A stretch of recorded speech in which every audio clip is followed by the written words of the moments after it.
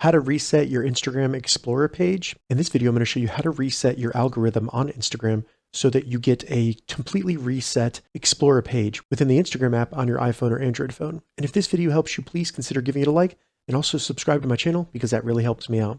So to reset our Explorer page, the first thing we need to do is navigate to your profile within the Instagram app.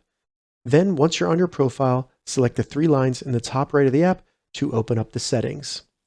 Once in the settings, scroll down until we get to the section labeled What You See and select Content Preferences.